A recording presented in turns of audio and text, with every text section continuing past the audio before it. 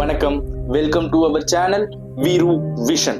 இன்னைக்கு இந்த வீடியோல நாம பார்க்க போற கதை என்னன்னு பாத்தீங்கன்னா, அநாத பிணங்களை கண்டெடுத்து அவங்கள அடக்கம் பண்ணி ஒரு புனிதமான காரியத்தை பண்ணிட்டு இருக்கிற ஒரு நபருக்கு இரு காதலர்கள் இறந்ததுக்கு அப்புறம் அடக்கம் பண்றாரு. அந்த அடக்கம் பண்ணி இறந்து போன அந்த ஆத்மாக்களால இவருக்கு நடந்த அதிபயங்கர அமானுஷ நிகழ்வை தான் இன்னைக்கு இந்த வீடியோல பார்க்க போறோம். சோ அதுக்கு முன்னாடி நீங்க பண்ண வேண்டியது, இங்க தெரியுற ஜிமெயில் அண்ட் வாட்ஸ்அப் நம்பருக்கு உங்களுக்கு தெரிஞ்ச கேள்விப்பட்ட உண்மை நிறைந்த அமானுஷ கதைகளை நீங்க எனக்கு ஷேர் பண்ணீங்கன்னா நான் நம்ம சப்ஸ்கிரைபருக்கு இந்த வீடியோ மூலமா கொண்டு வந்து சேர்ப்பேன். சோ மறக்காம வீரு விஷன் சேனலை சப்ஸ்கிரைப் பண்ணுங்க, வீடியோக்கு லைக் பண்ணுங்க, ஷேர் பண்ணுங்க, கமெண்ட் பண்ணுங்க, ஃபாலோ பண்ணுங்க. வாங்க இன்னைக்கு வீடியோக்குள்ள போலாம்.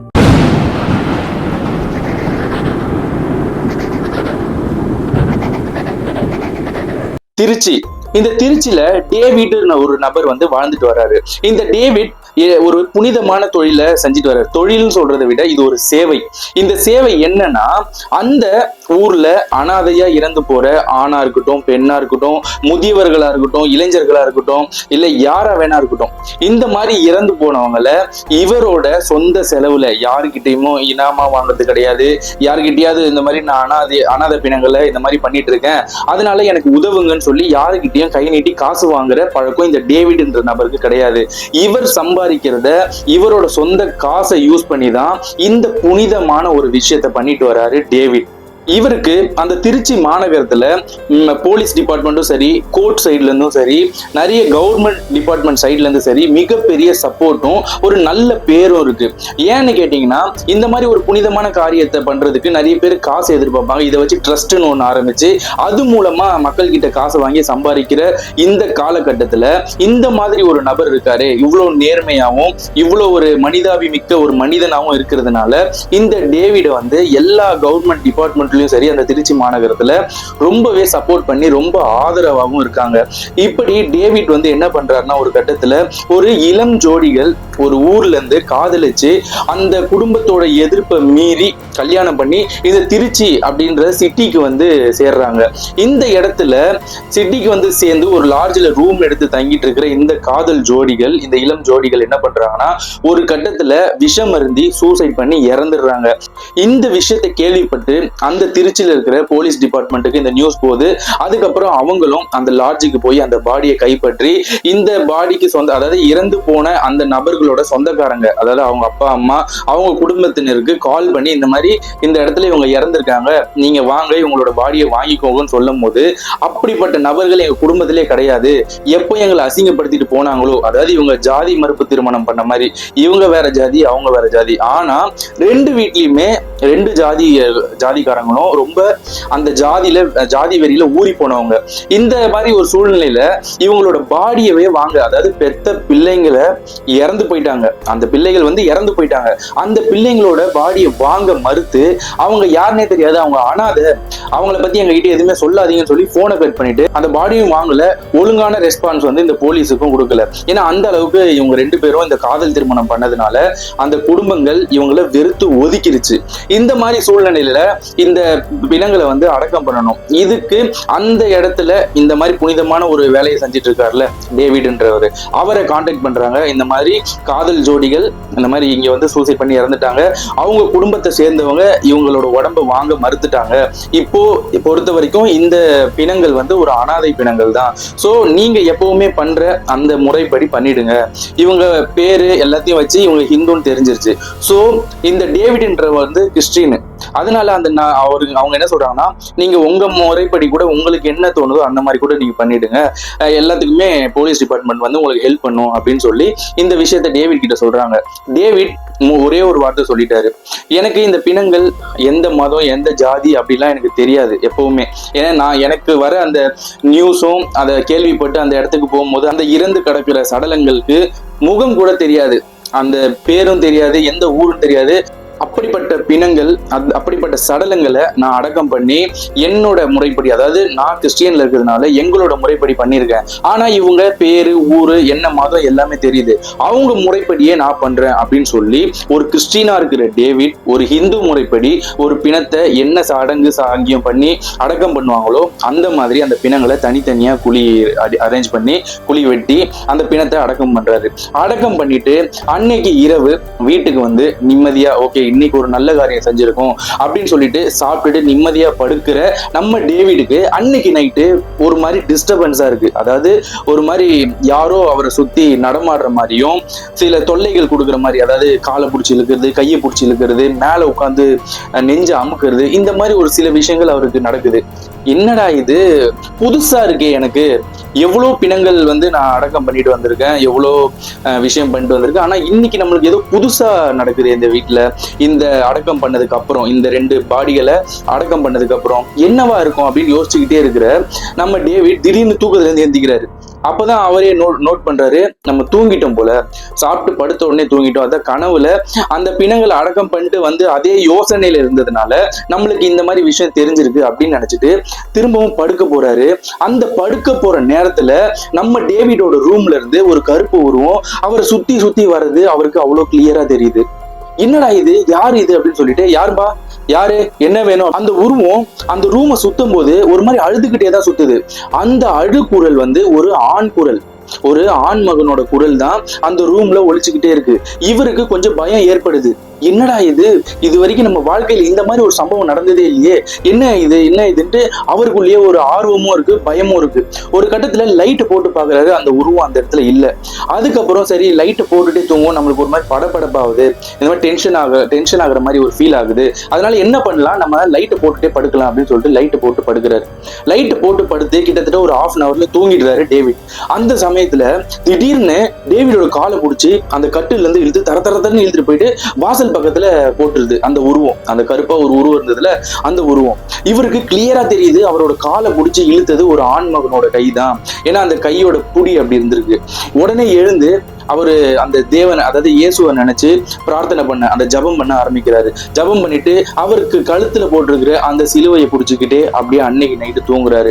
அடுத்த நாள் காலையில எழுந்து பயங்கரமா யோசிக்க ஆரம்பிக்கிறாரு, இது என்னவா இருக்கும், நம்ம லைஃப்ல இதுதானே ஃபர்ஸ்ட் டைம் நடக்குது, நம்ம எப்பவுமே நான் எவ்வளவோ பாடிகளை, அதாவது எவ்வளவோ சடலங்களை, அனாதை பிணங்களை நம்ம அடக்கம் பண்ணி அவங்களுக்கு வேண்டிய அந்த மதப்படியே நான் எல்லாத்தையும் பண்ணியிருக்கேன், ஏன் இந்த மாதிரி இன்னைக்கு நடந்தது அப்படின்னு சொல்லி அவருக்குள்ளேயே சில சந்தேகங்களும் ஒரு பயமும் ஏற்பட ஆரம்பிக்குது.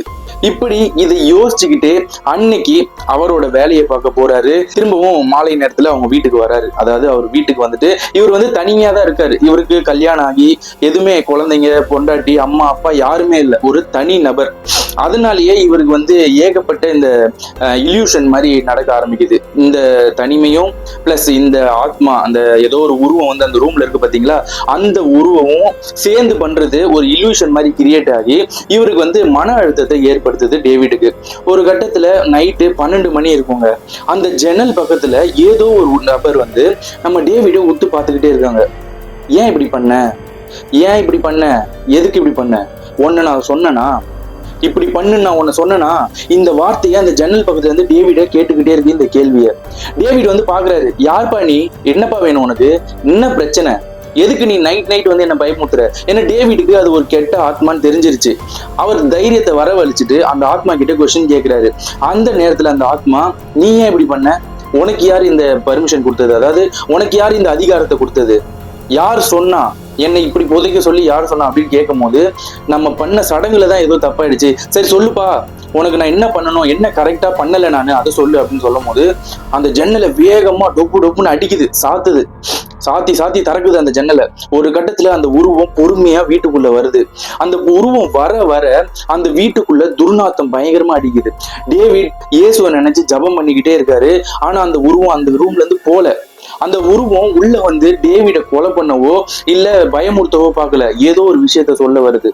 அந்த இடத்துல வந்த உருவம் கிளியர் கட்டா பயங்கரமான ஒரு அடர் கருப்பு நிறத்துல நின்று ஒரு ஆண் குரல்ல, ஒரு ஆணவத்திலையும் ஒரு அதிகாரத்திலையும் ஒருத்தனை பார்த்து, ஏய் நீ ஏன் இப்படி பேசணும் அப்படின்னு பேசுவாங்க பாத்தீங்களா, அந்த மாதிரி அந்த ஆத்மா வந்து டேவிட பார்த்து, உன்னை யாரு என்னையும் என் காதலியையும் தனித்தனியா புதைக்க சொன்னது? உனக்கு யார் இந்த அதிகாரத்தை கொடுத்தா?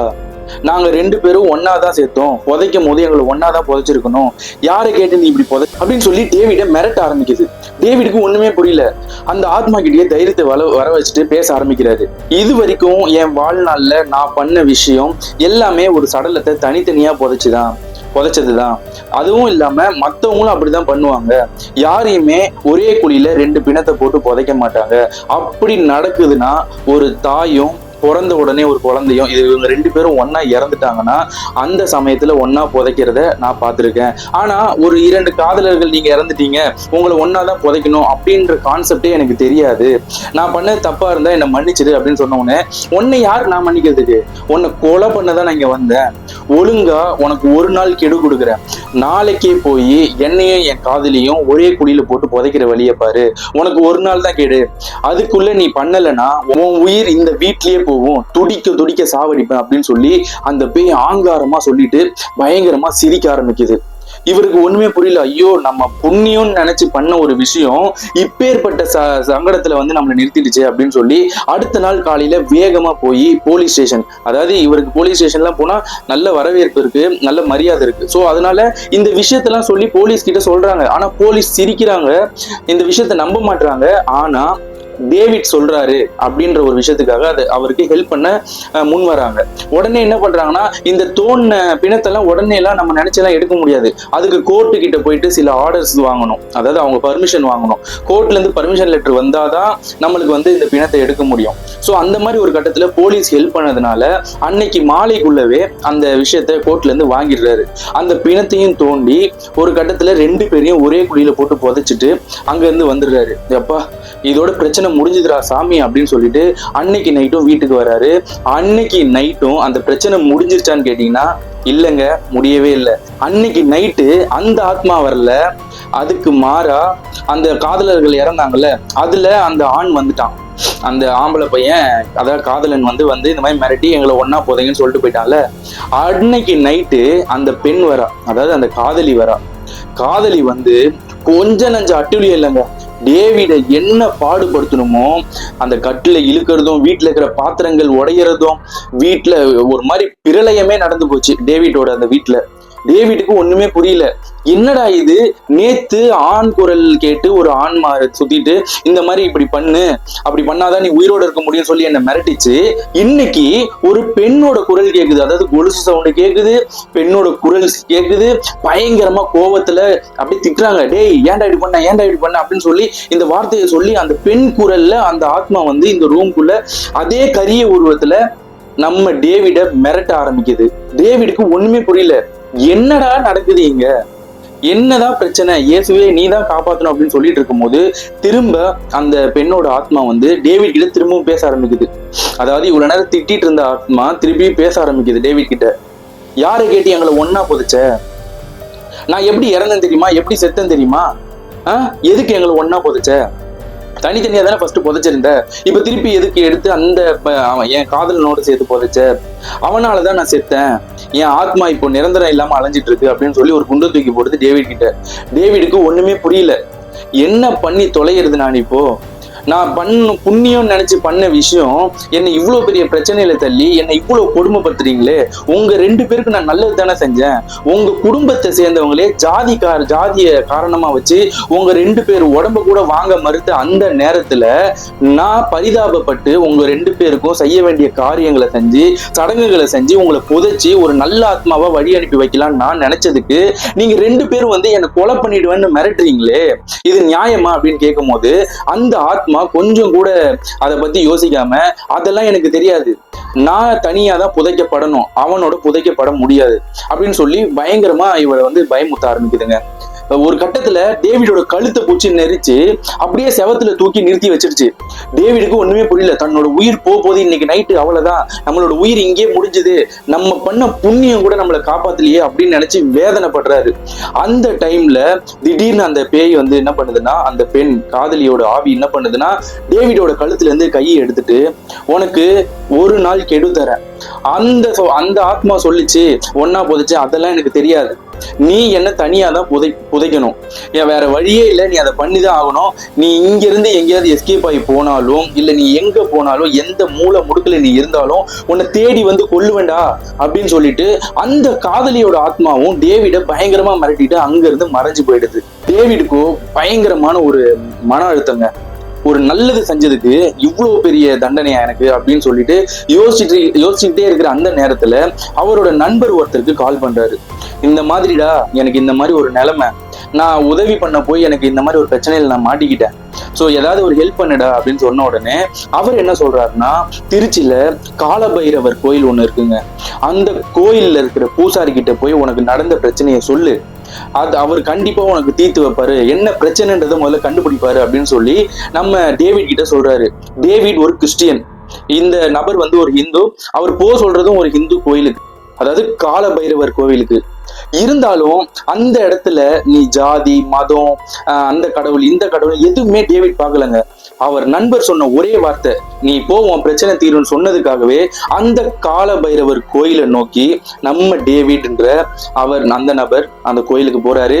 போய் அந்த பூசாரியும் பாக்குறாரு. அந்த காலபைரவரை ஒரு கிறிஸ்டியனா இருக்கிற டேவிட் அவ்வளவு மதிச்சு அந்த சாமியை கையெடுத்து கும்பிட்டுட்டு, என் பிரச்சனையை நீங்க தீப்பீங்கன்னு நான் இங்க வந்திருக்கேன் அப்படின்னு சொல்லி நம்ம இந்து முறைப்படி கையெடுத்து கும்பிட்டு அவர் வந்து கேட்கிறாங்க. அந்த சமயத்துல அந்த பூசாரி என்ன சொல்றாருன்னா, உட்காரு, முதல்ல உட்கார், உன் பிரச்சனை என்னன்னு சொல்லுன்னு இந்த விஷயத்த எல்லாத்தையும் கேட்டுக்கிறாரு.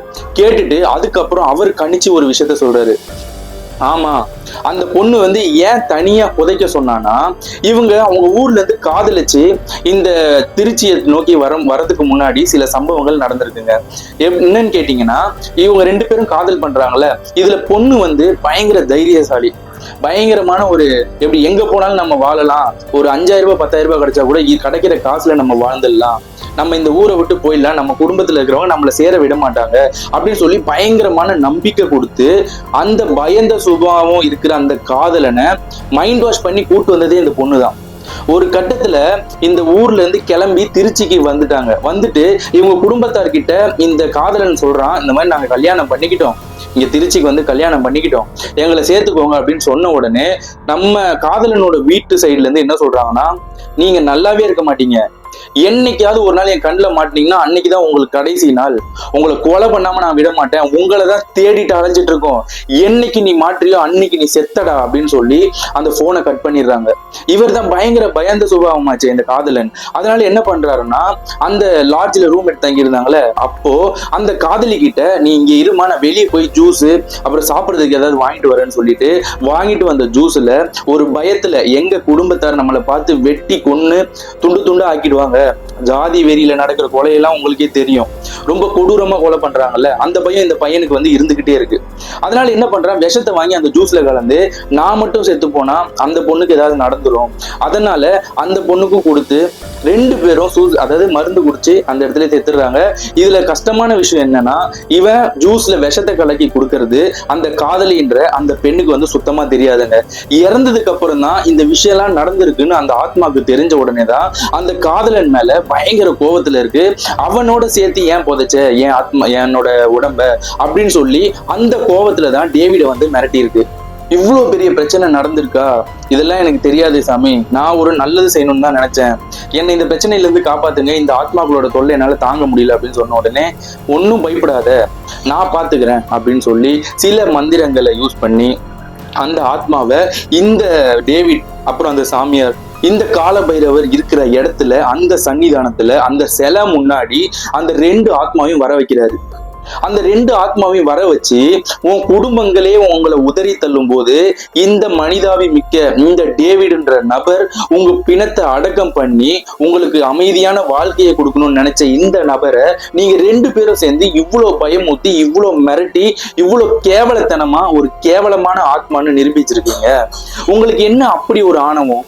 ஒரு ஆம்பளை உன்னை காதலிச்சு இவ்வளவு தூரம் கூட்டு வந்திருக்கான், அப்ப அவன் எப்படிப்பட்ட கேரக்டர், பயந்த சுபாவம் இருக்கிறானே, இவன் வந்து நம்மள வாழ்க்கையில ஒரு அளவுக்கு கொண்டு போவானா, நம்ம வாழ்க்கை நல்லபடியா போகுமா, நம்மள வாழ்க்கையில நல்லா வச்சுப்பானா, இப்படிலாம் ஒரு எண்ணமும் இல்லாம காதலிச்சோம், ஊரை விட்டு ஓடி வந்து எப்படியாவது பொழைச்சிக்கலாம் அப்படின்னு வந்தீங்க. அவனுக்கு அந்த தைரியத்தை நீ கொடுத்த, ஊர்ல இருந்து ஓடி வரும்போது கொடுத்த தைரியத்தை இங்க வந்து ஏதாவது ஒண்ணு சொல்லி அவன் மைண்டை நல்லா ஸ்டடி பண்ணி உன் வாழ்க்கையை நீ ஆரம்பிச்சிருக்கணும். அதை விட்டுட்டு உனக்கே தெரியாம விஷம் கொடுத்து கொண்ட உன் காதல் மேல இருக்கிற தப்பை மறைச்சு உன்னை புதைச்சி உனக்காக உதவி பண்ண ஒரு நபரை நீங்க 2 பேரும் வந்து மிரட்டுறீங்க, அவரை கொன்னுடுவேன்னு வேற சொல்லி வார்த்தைகளை விடுறீங்க. இப்பேற்பட்ட ஆத்மாக்கள் நீங்க பூமியில இருக்கவே கூடாது அப்படின்னு சொல்லி சில மந்திரங்களை பயங்கரமா சொல்லி அந்த 2 ஆத்மாக்களையும் அடக்கி அப்படியே மண்டி போட வைக்கிறாரு. அந்த 2 ஆத்மாக்களும் கையெடுத்து கும்பிடுது. நாங்க வாழணும்னு நினைச்சோம், எங்களால வாழவும் முடியல, தேவையில்லாம உயிரை விட்டுட்டோம். அதாவது இவன் அந்த ஆண் காதலன் இருக்கான்ல, அவன் தேவையில்லாம ஒரு விஷயம் பண்ணதுனால இப்படி உயிர் போய் நிறைவேறாத ஆசையில சுத்திட்டு இருக்கோம், எங்களை மேலும் மேலும் கஷ்டப்படுத்தாதீங்க அப்படின்னு சொன்னதுக்கு அந்த சாமியார் என்ன சொல்றாருன்னா, நீங்க பண்ணது எல்லாமே ஓகே தான், நான் அதெல்லாம் மன்னிச்சிடுறேன். ஆனா இந்த நபர் உங்களுக்கு உதவி பண்ணணும்னு நினைச்ச நபரையே நீங்க இவ்வளவு துன்புறுத்துறீங்கன்னா ஒரு கட்டத்துல உங்களை சுதந்திரமா இந்த உலகத்துல நடமாட விட்டா இன்னும் எத்தனை பேரோட உடம்பு ஆக்கிரமிப்பு பண்ணி இல்ல அவங்க வீட்டுக்குள்ள போய் உங்களோட கோபத்தையும் உங்களோட வன்மத்தையும் அவங்க மேல இறக்குவீங்க. இந்த மாதிரி ஆத்மாக்கள் இந்த பூமியில இருக்கக்கூடாது அப்படின்னு சொல்லி ஒரு அக்னி குண்டம், அதுல அதாவது இந்த ஓமம் வளர்ப்பாங்களா அந்த மாதிரி அக்னி குண்டம் ஒண்ணு அமைச்சு அந்த அக்னி குண்டத்துல நிறைய மந்திரங்களை ஓதி அந்த ஆத்மாக்களை அந்த நெருப்புலயே வச்சு சாம்பலாக்கி அந்த ஆத்மாக்கள் திருப்பி பூமியில வரவிடாத மாதிரி பண்ணி அந்த கால பைரவர் காலடியிலேயே எல்லாத்தையும் பண்ணி முடிக்கிறாங்க. இந்த விஷயத்த டேவிட் கண்கூடா பாக்குறாரு. ஒரு கிறிஸ்டினா இருக்கிற டேவிட் தன்னை மறந்து அந்த கால பைரவர் சிலையை பார்த்து கையெடுத்து கும்பிட்டு அந்த சமயத்துல டேவிட் அந்த சாமியாரை பார்த்து ஒரு விஷயம் சொல்லியிருக்காருங்க. எல்லாரும் இந்த மதம் ஜாதி இதை வச்சு கடவுளை பிரிச்சிடுறாங்க. என்னை பொறுத்த வரைக்கும் கடவுள்ன்றது பொதுவானதுங்க, எல்லாருக்கும் ஒண்ணுதாங்க. எல்லா கடவுளும் எல்லா மனிதனுக்கும், அதாவது நல்ல ஒழுக்கம் பண்பு கடவுள் மேல பற்று இருக்கிற எல்லாருக்கும் கடவுள் எந்த கடவுள்னாலும் உதவி பண்ணுவாரு அப்படின்றத இந்த விஷயத்துல நான் புரிஞ்சுக்கிட்டேன். அதுலயும் இன்னொன்னு சொல்லியிருக்காரு, நான் இத்தனை நாள் செஞ்சு இந்த புண்ணியம் வந்து என்னை காப்பாத்திச்சான்னு கேட்டா அது எனக்கு ஒரு கொஸ்டின் மார்க்கா வந்து நிக்குது.